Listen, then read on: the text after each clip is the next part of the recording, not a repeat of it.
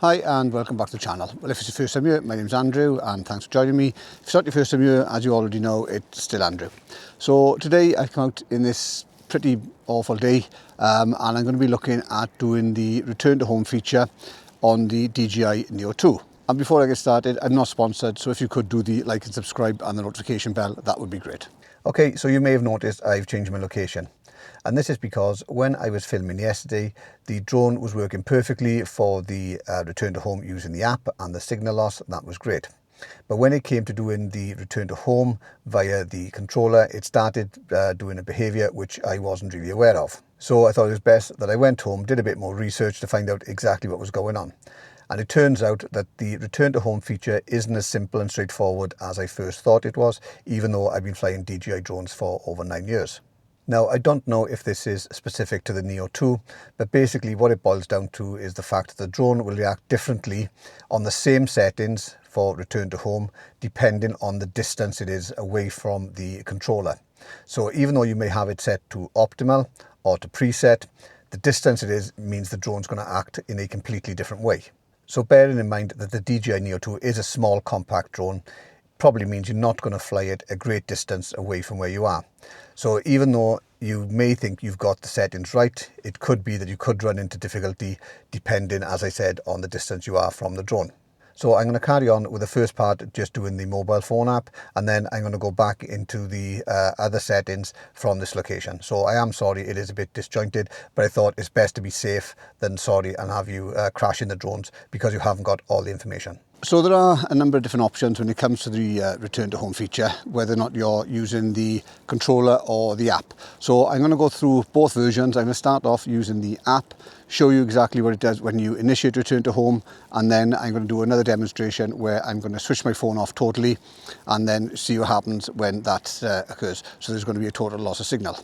And then after that, I'm going to go over to the controller and I'm going to go through the different return to home options there, being the preset, the optimal, as well as covering the dynamic return to home and explain to you exactly what that feature does. Okay, so the first thing I'm going to do is do a basic return to home.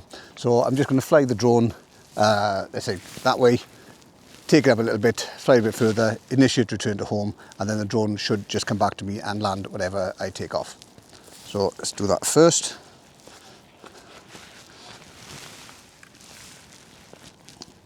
The DJI Fly app, and I'm going to go into the manual mode.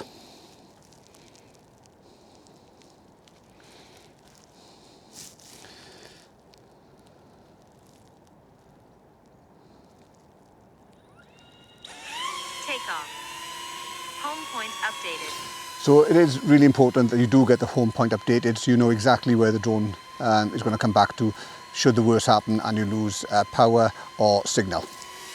So as I said, I'm just going to take it straight up.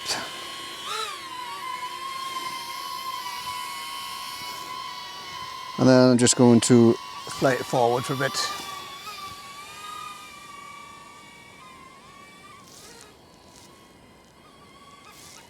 Press record.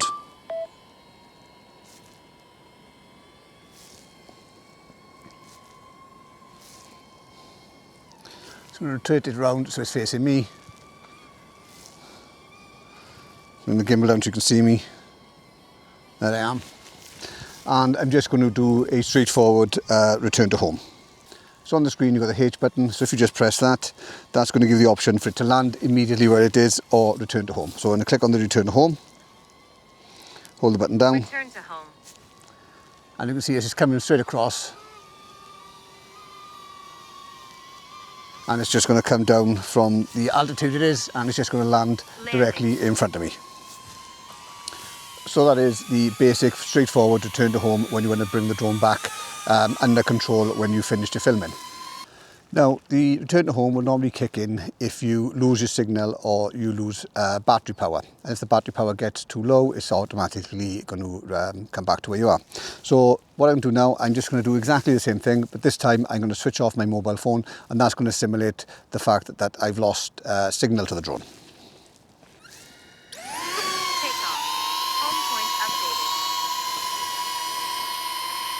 Fly it up.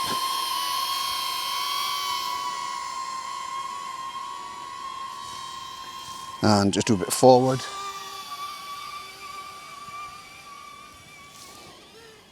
And then I'm just going to turn it around so you can see. There's me again. Now if you do lose power or signal and the drone needs to come back to you, it's just going to do that in a straight line. It's not going to try and find any alternative route, so you need to be aware of your surroundings just in case there's going to be something like I am here where there's a lot of trees which could impede the drone's return. So anyway, I've got the app, so I'm going to switch my phone off now totally. Slide the power off. So my phone is off now, and just wait and see now if the drone does actually come back. So it's still hanging about. So it's realised now that there's no signal, and as you can see, it's coming back, and it's going to land exactly where it took off.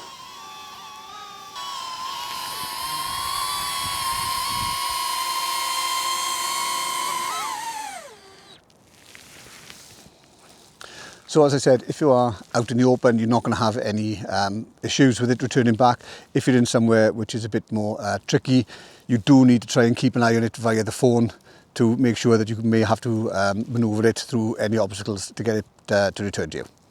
If you're using voice control, there is no voice command for it to return to home. So you're going to have to either land it or try and bring it back manually.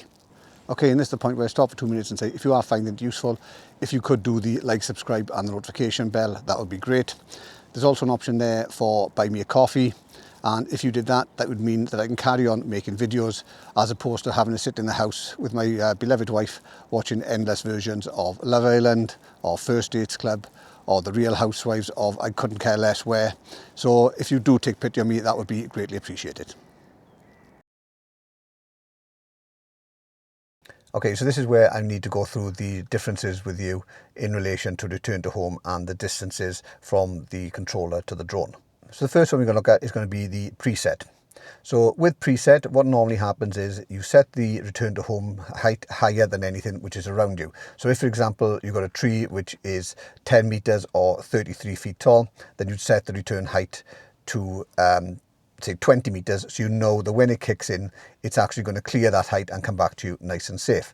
And the way that it does that, it just rises up and then comes in a straight line from that location back to you and then lands. So that's the way it works in preset. Now this is where the difference comes in. When I was filming yesterday, the drone didn't do that. And I've since found out that the preset altitude only actually becomes effective once you're 50 meters away horizontally from your controller.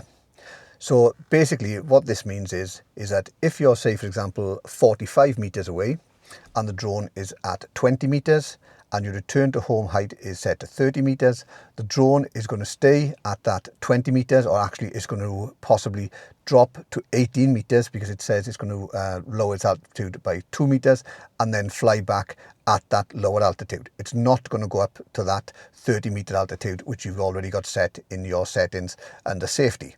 So as a result, if you do have anything at a lower altitude, you do run the risk of the drone going into it as opposed to being clearing it because it's got the higher altitude. So now I'm going to demonstrate exactly what I mean by this.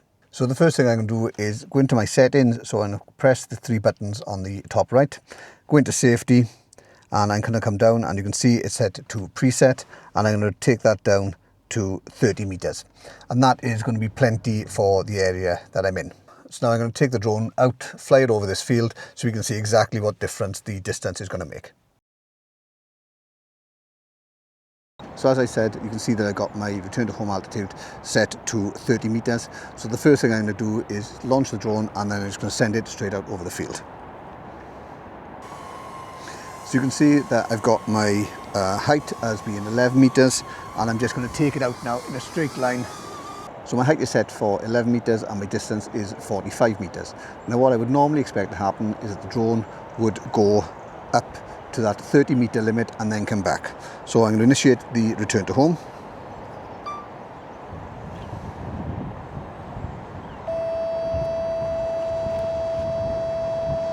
Return to home.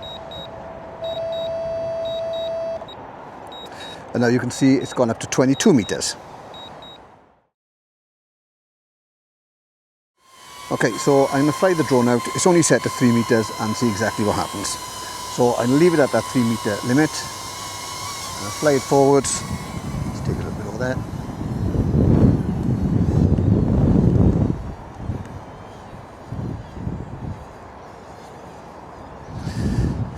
And now it's 28 metres away from me and 3.5 metres high.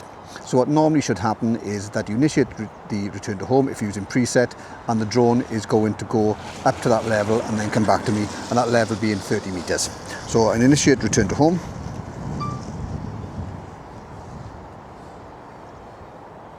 Return to home. So it's currently at 3.3 metres.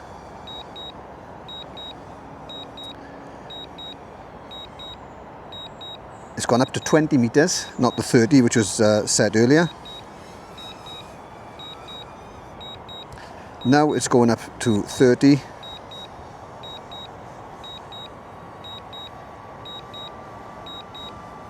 And now it's coming back.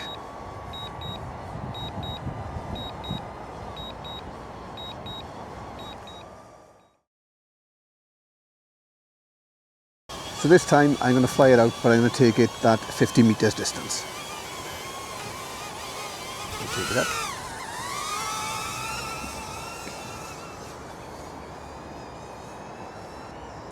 So you can see that I've gone 70 metres, so I'm just going to turn it around.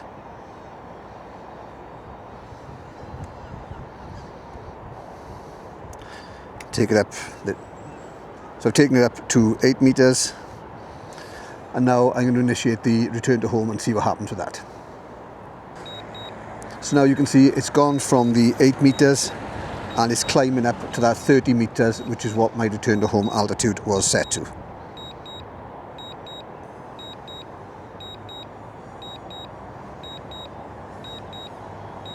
So as you can see, when it was in that 50 metre limit, it returned to me at that height it was when I initiated the return to home. When it was outside that 50 metre limit, it actually went up to the predetermined height that I'd set in the controller of 30 metres and then returned to me. So it's not a matter of the drone acting in one specific way. It's going to act differently depending on the distance it's actually flown from you. So you need to bear that in mind. So now I'm going to look at the optimal return.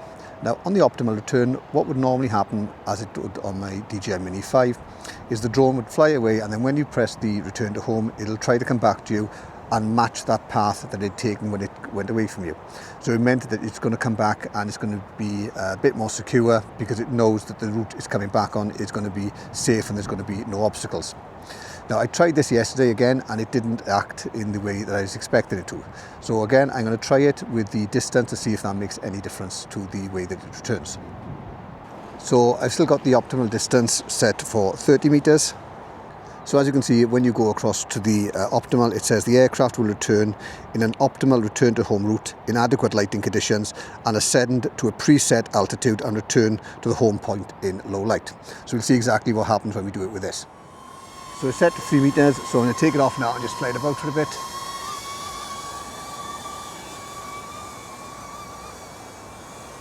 And now I'm just going to press the return to home. So it's got 2.9 metres, it's going up to 7 metres, and it's flying back in the most optimal route it's got, so that's going to be okay, because it's obviously going to save battery power. But this time I'm going to do exactly the same, but I'm going to send it out more than the 50 metre.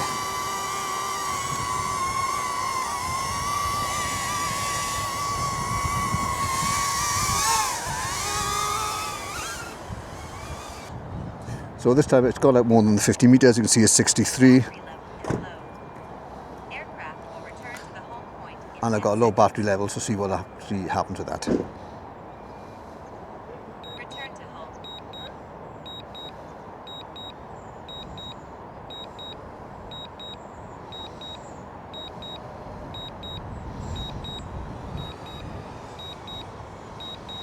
So you can see from that example, even with the optimal on, it flew back partly at the same height, and then when it got closer to me, only then it actually rose up to the 30 metre altitude limit.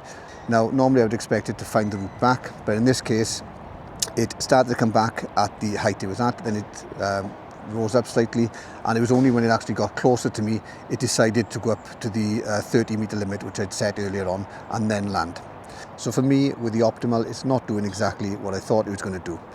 It should have come back along a similar route, but instead it came back along that route and then decided to change its mind and go up to that 30-meter limit and then come back.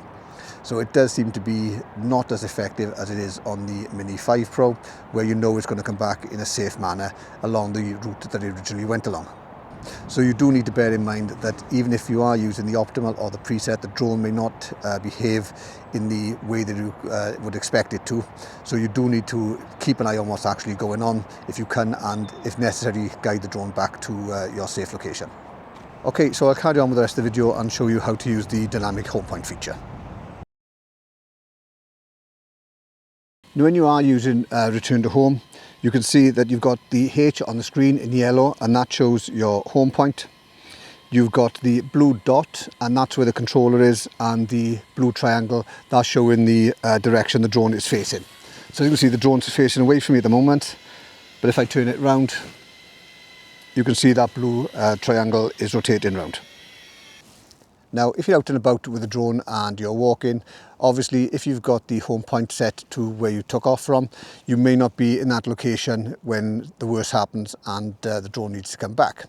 So the drone does allow you to actually update the home point to a different location on the map. So for example, if I took off here and I wanted it to land down the bottom of the path, then I could do that using the controller and the map. So I'm going to take the drone off, and then I'm going to change the home point to further down the path.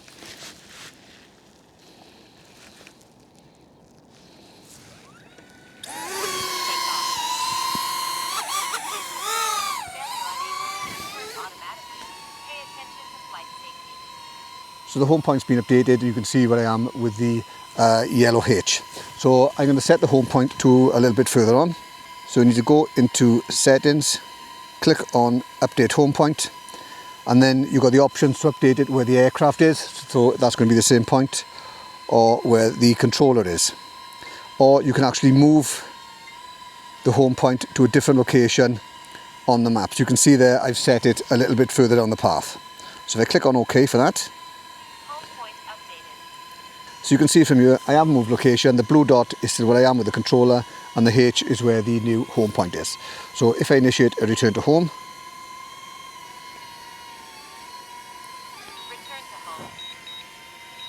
I've actually got it facing the wrong way.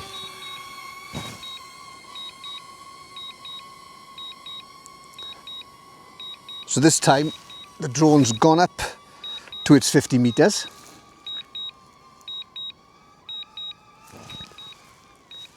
And now it's flying off to the new home point,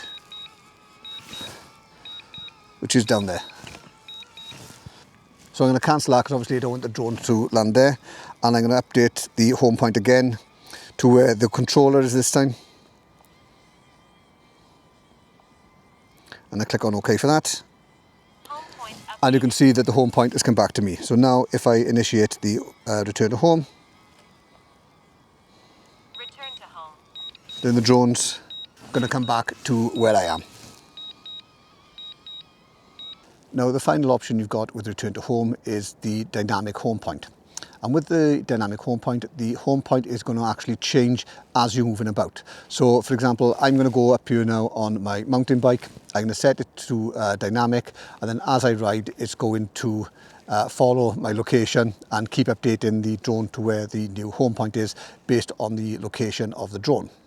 Now, if you look at the controller, that's going to show up as a H in blue, not yellow as it was previously. The other thing is that if you do lose power, the drone is not going to land. It's just going to hover in place until it either runs out of power or you land it itself. Now, it's a bit more difficult for me to show you this actually filming it. So that's basically the explanation. I'm going to get on my bike, and then hopefully I'll be able to do a screen record so you can see exactly what it's doing. But as I said, it should be, once it's all up and running, then it's going to follow me on the bike. So I've got focus track enabled, and then I'm going to go into update home point. and you can see that I've got dynamic home point, and I click on that and that shows you where the blue H is, and that's me. So if I walk up here slightly, the drone should follow me and you'll be able to see the home point updating.